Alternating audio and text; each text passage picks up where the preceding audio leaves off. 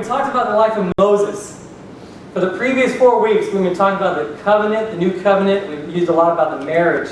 I hope that kind of rings a bell in people's hearts, where we talked about covenant being like a marriage and how God arranged an entirely new relationship in the new covenant versus the old covenant. And I told you guys the difference between the two, the difference between a testament and a covenant. I know many of you guys have told me you remember, so it's good. I'm taking your word for it. And so I told you guys, as we rolled this study up, as we kind of wrapped it up for now, I said we want to talk about a man that actually represented the fullness of that. And I know many people say, what about Jesus Christ? But bear with me.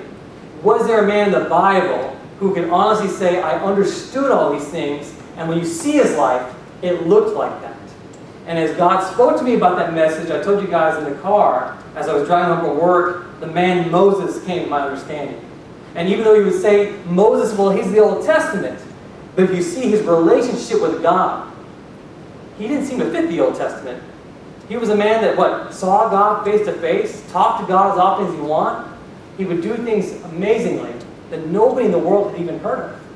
And so I would tell you guys very clearly as we continue that study tonight, that Moses was somebody that is more like the New Covenant in practice, even though he lived in the Old Covenant. He's a representation of spiritual truths.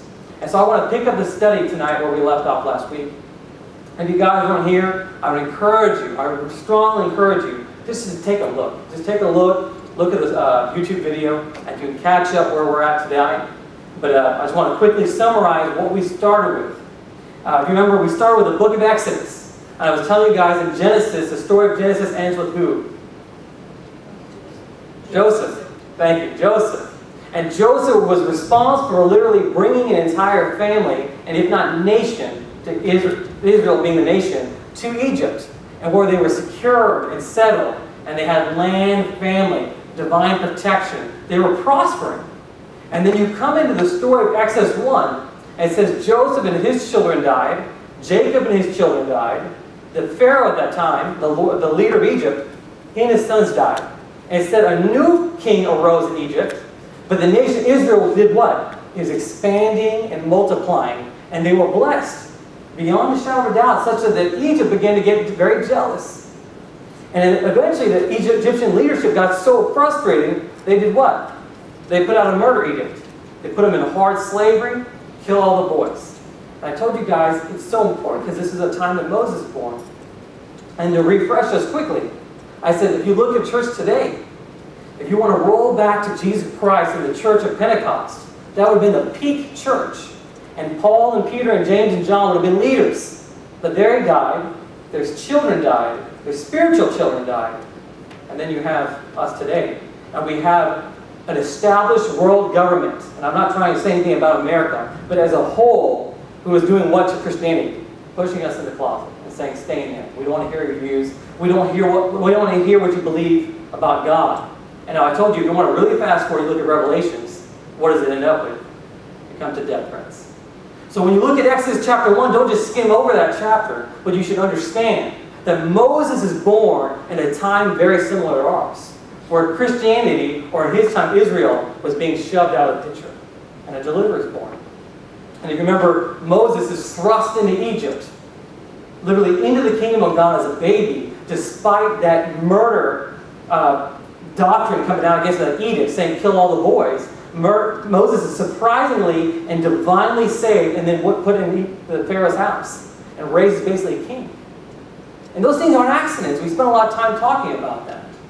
And then we fast forward and we see that Moses is living as a king, basically, in a king's house. And he looks at what? He looks at the people and calls them brethren. He says he goes and checks on his brethren. Despite being in the king's house, he calls the people being slaves. Can you imagine a king going to like a slave house and saying, hey, these are my friends, these are my brethren. And there he commits murder, jumps the gun without the power of God, and flees to Midian, lives 40 years. He has a wife, he has children, he has property, he has sheep, living it up, living a family life. He's okay. And then God intervenes. And that's where we closed the message out that week.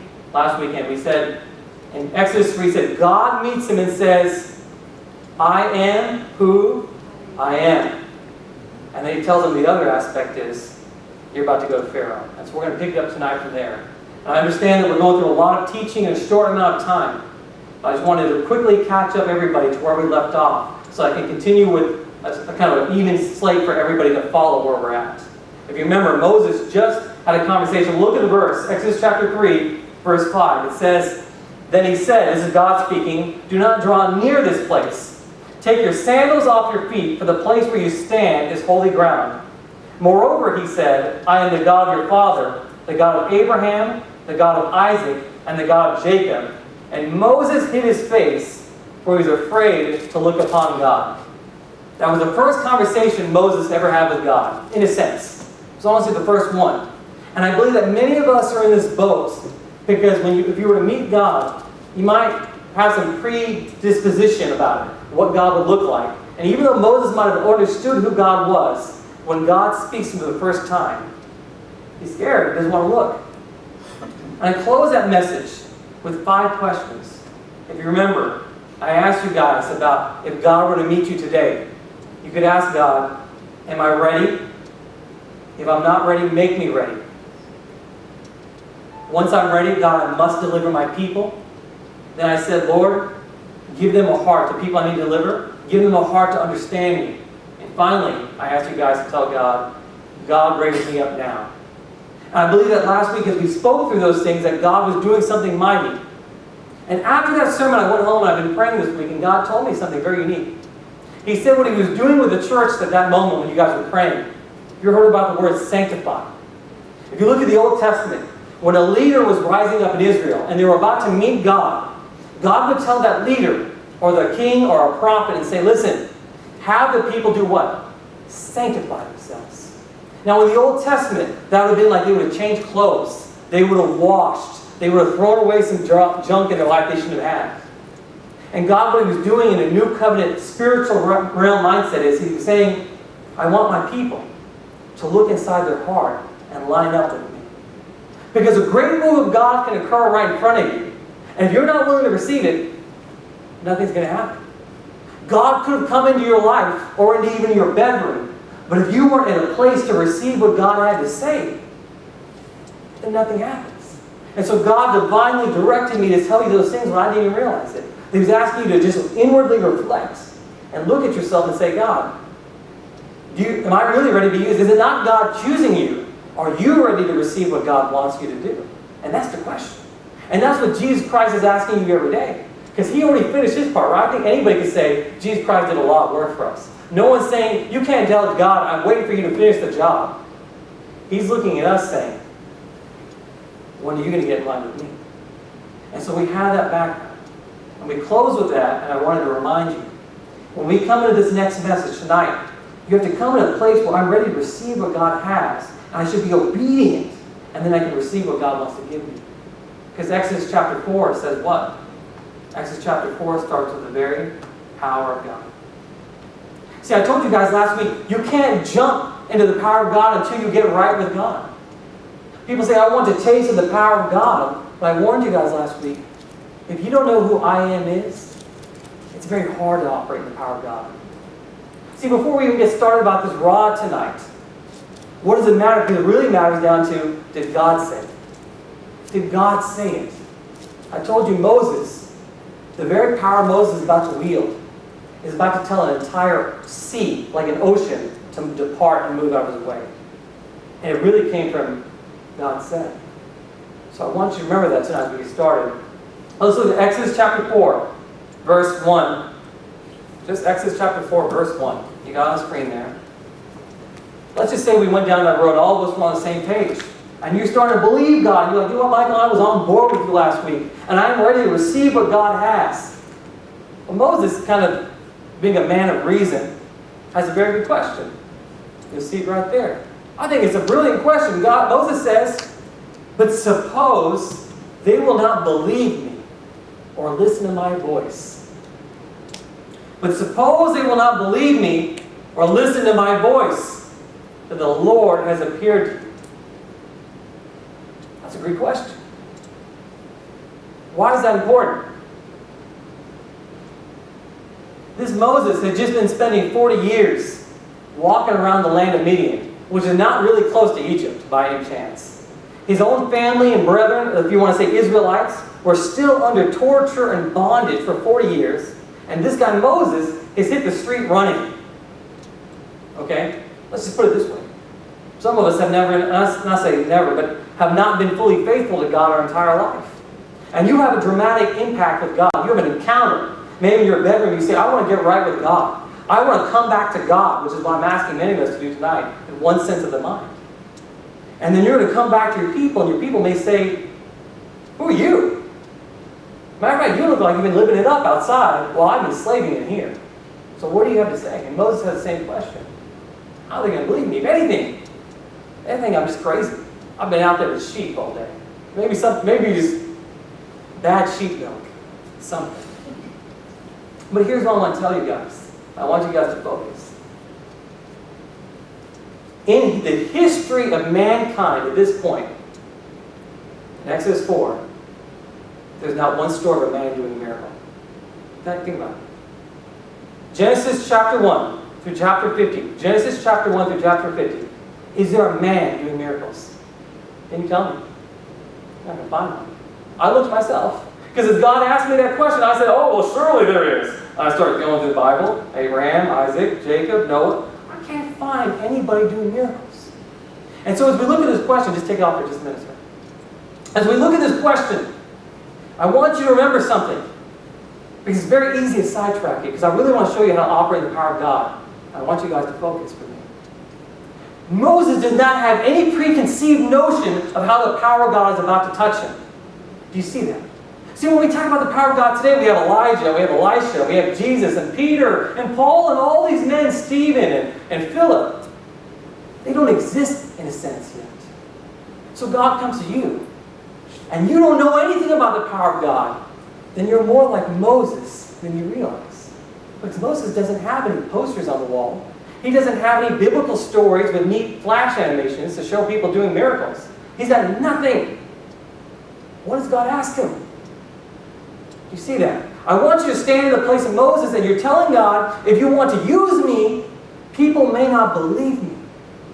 And God just says, what's that in your hand? See, that question is not as simple as it sounds. Because you were taking it as, oh, that's a rod of God. No. There's no men doing power in the Bible yet. He's just saying, what is your job? I'm an engineer, teacher, IT consultant. Retire. I can turn that around right now. I can put the power of God in it. Y'all see that? He's just asking him, what do you do for a living? He's like, well, I'm a shepherd. Okay, there you go. You have the power. You see that? It's not about Moses at this point. It's about, are you willing to be used for me? Are you willing to receive from me the plans of God? And I can use you exactly where you are. I don't care if you're not ordained. I don't care if you're not in MDiv and seminary. I'm not trashing those. But if you create that requirement, then you filter God out. You ever done an Excel filter and knocked off the entry you're looking for? You ever done that? You do that with the Bible when you start making up things. So when you put a filter, you say, well, this is how I have to be. That's not right. That's not right. God looks at Moses and says, what's in your hand? He's like, I'm a shepherd. I just was walking some sheep and the bush was burning. You showed up and started talking to me. Kind of threw me off for a loop. That's the question. So tonight as God deals with you, He's just going to ask you, guys, what do you have in your hands? Well, let's fast forward. Let's fast forward and take it to another notch. Moses has a rod. He's sent to one nation, Israel. At that time, that would have been God's people. You fast forward to Jesus Christ. No rod, but the entire body is now full of His power. And Jesus is sent where? The whole, John 3:16, guys. For God so loved who? The entire world. So now there's no rod. It's His life. The very job Jesus Christ has is to save everybody. That was His job. You say, well, Jesus is a carpenter. Just a moment. At age 30, when He starts His ministry, I don't hear about Him carpenting. I just see Him saving lives. So it's not about a rod. It's about a calling. Do you see that? It's about a calling. It's not about a carpentry or a shepherd. It's about who do you want to be in God's eyes. And then the power of God comes. For Moses, it was a shepherd. For Jesus, it was his own body. That's how the power came. I'm going to show you how each of you guys can receive the power of God and how you can be used greatly for God exactly where you're going home to and exactly where you're going to report to work or school. Because now you look at God, say, in a different light. You mean you can use me in my classroom for power? You mean you can use me in my office for power? You can use me at my house? Or me at a prayer meeting? Wherever I go, I can see the power? Why? Because that's the calling. Because that's what Jesus designed you to be. Jesus designed you to be an educator or a worker. Even if you're on a blue card worker, you're doing construction, whatever it is. I'm not just trying to filter one or the other.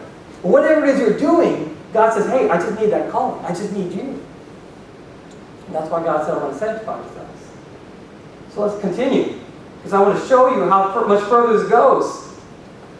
So we have Jesus, and He tells you, I am the Son of God, and through me you will do great things. How does this work? How do you receive the power? Mark chapter 16 is going to tell us very clearly. We're going to start with verse 17 and 18. Verse 17 and 18. It's a very famous verse. I've read it to you before. We're going to see it in a totally different light this time. Verse 17 says, and these signs will follow. This is Jesus talking. And these signs will follow those who believe. In my name they will cast out demons. In my name they will speak with new tongues. Verse 18 says, they will take up serpents. And if they drink anything deadly, it will by no means hurt them. They will lay hands on the sick, and they will recover. You say, Michael, I know that verse. I know. But I'm going to show you something. The preceding verse to verse 17, verse 16 says, and those who believe and are baptized will do these things. But I'm going to go back one more verse. Verse 15. And He said, go where? Into all the world and preach the gospel to every creature. I don't know if you saw that. Moses meets God in Exodus chapter 3. God tells him two things. Picking up from last week. I am who I am. I am God. And you're going where? The Pharaoh. And He gives him a rod and says, use this rod and go tell Pharaoh I'm really God.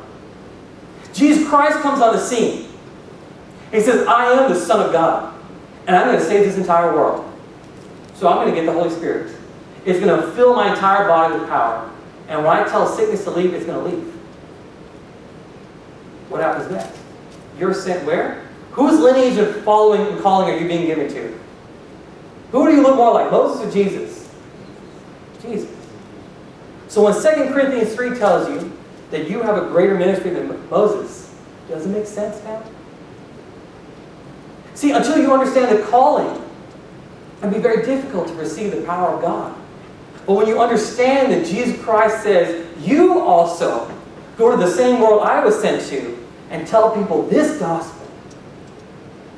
Now you understand what Moses had. Moses had a calling. And Moses responds by saying, in verse 2, or verse 1 I should say, but what if they don't believe? And Jesus Christ beats you to the punch and says, not only will you go, these signs shall what? Follow you. You see that?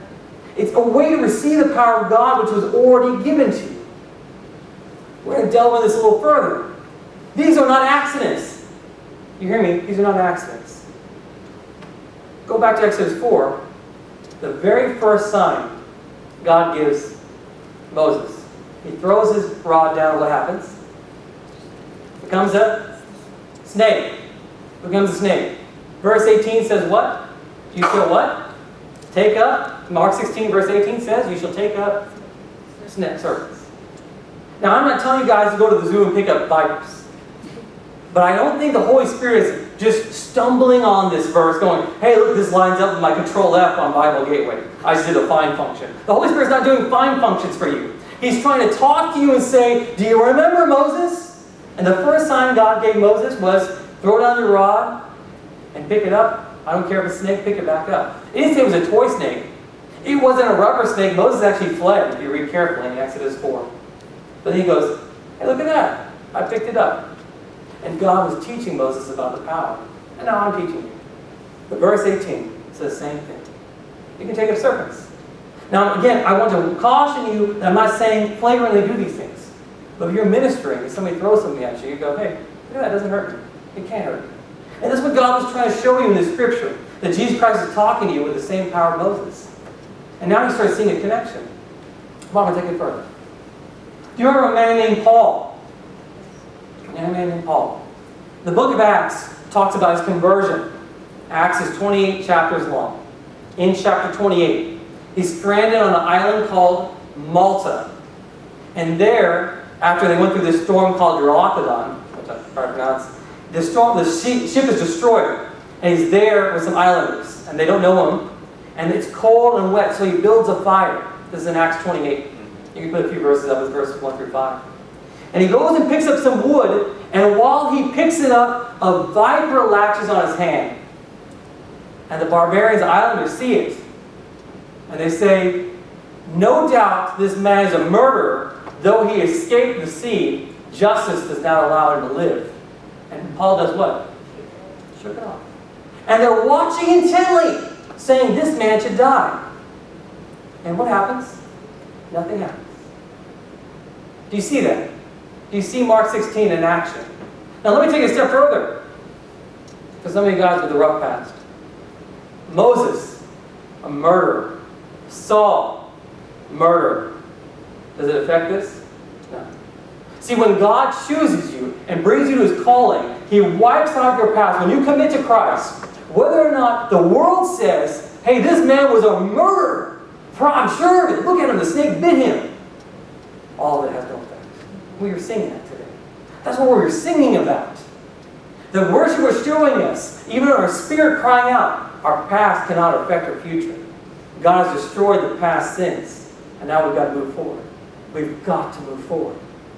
And Saul, as Paul, could have said, you know what? Those guys are right. This snake bit me. Because in my past, look at them. They even called me out. I did murder. I murdered a lot of people. It didn't affect him. He shook it off. Moses, called by God, coming to be introduced as the first man to receive power. Not sure about the snake. And God said, hey, pick it up. It won't bother you. He could have said, I am a murderer. I have no place doing this. And God said, no, take it. Pick it up. Take it. You're called for this. So don't tell me about your past. Tell me about how you want to work with God. Here's what I'm going to break it down for you guys. And the next question, how we're going to close this up.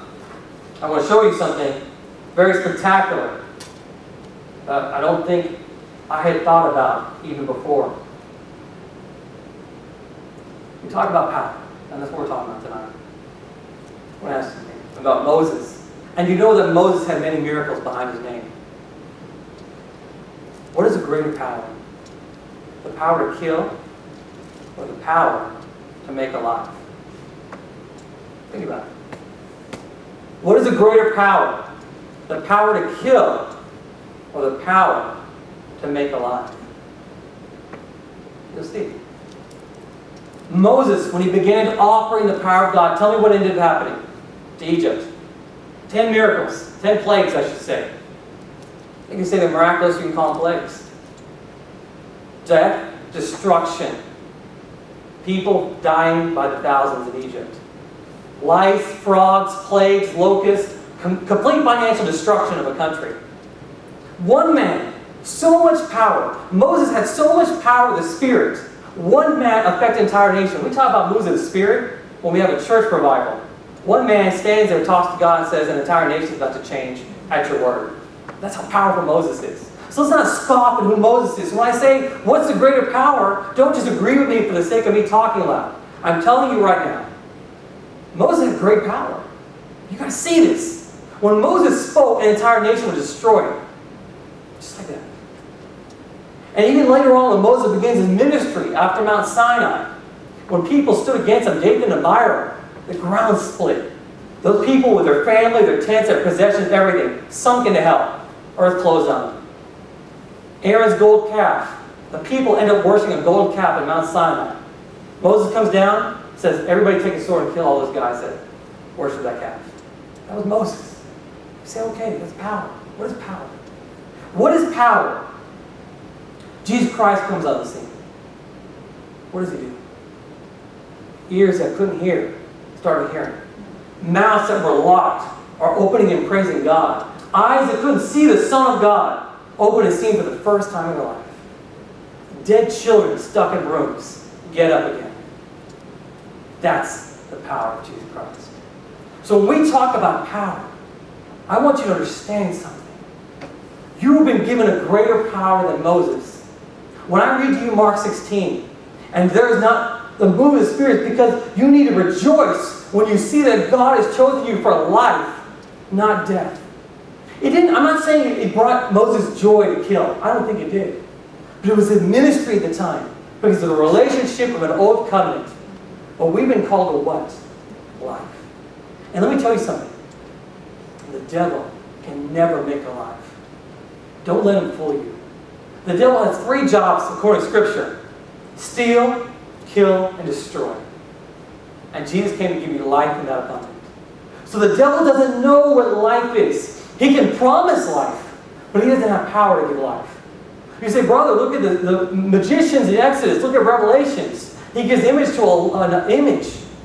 You know what happens to that image, the false prophet and the beast? They're tossed alive in a lake of fire. Alive. So this life the devil promises ends up in one place.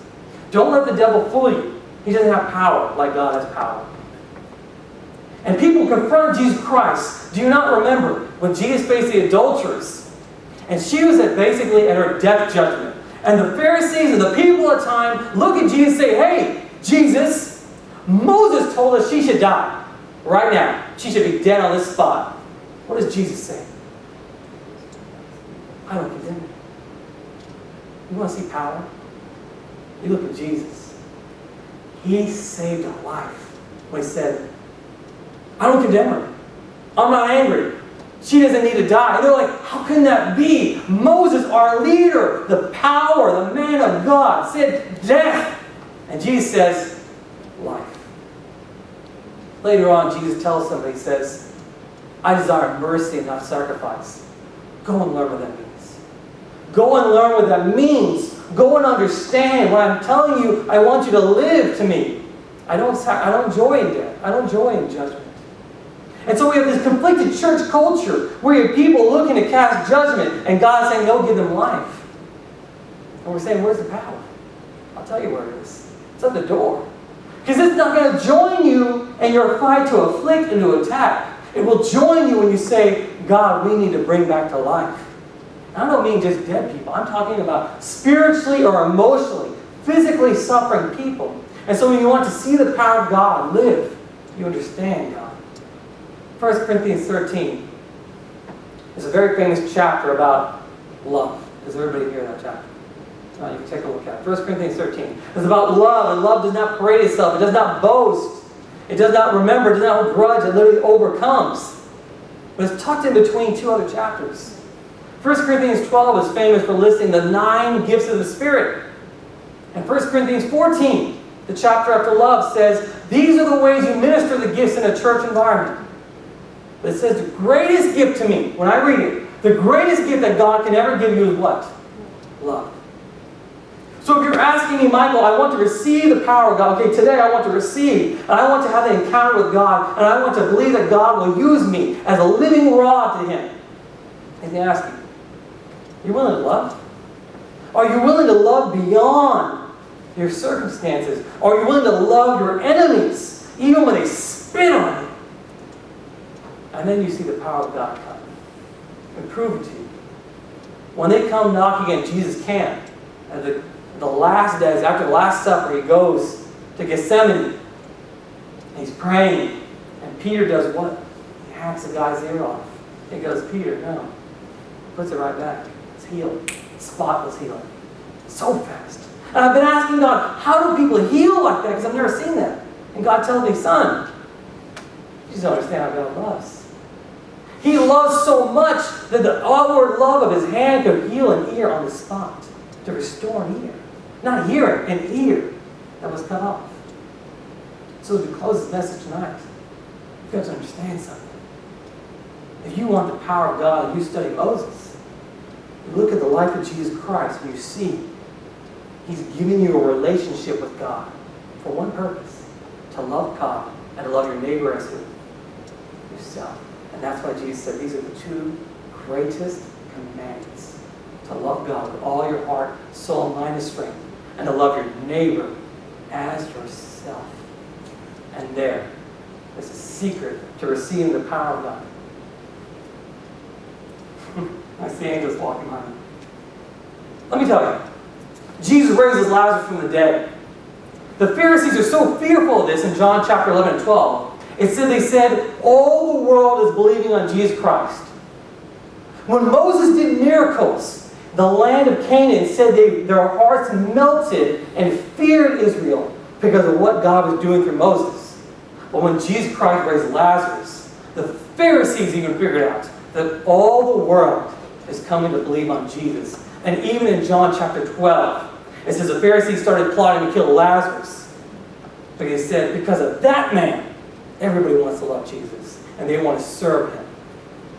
We can be that witness.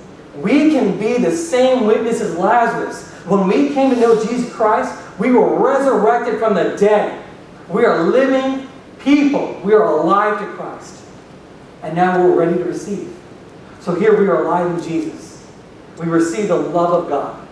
On our next mission, go deliver God's people. When God tells you, go into the world and preach the gospel, He wasn't telling you, go into believers' houses. I'm not saying don't go to believers' houses, but that commandment was for what? For you to talk to those that don't know God. And then the power of God will come. I'll leave you with one last secret. In the book of Luke, I believe chapter 12, God tells you, to whom Him is given much, much is required. To whom much is given, much is required. This was the thing I discerned from that. The greater the calling, the greater the power. The greater the calling, the greater the power. It's as simple as a parable of 10 talents. If I give you 10 talents, give me 10 cities. You say, God, I want 10 cities, give me 10 talents. You see that? God, if I want to do miracles, use me beyond my expectation. Use me at the greatest level to change a nation, to change my people, my family. Wherever I was born, bring me to them and use me to save them. And the bigger the calling, the bigger the power. People know that. You look at the greatest moves in history of mankind as Christian ministers, you'll see them standing in front of hundreds of thousands. Why? Because they probably said, you know what, God? You've got to use me 300,000, then I need miracles to back it up. Let's close with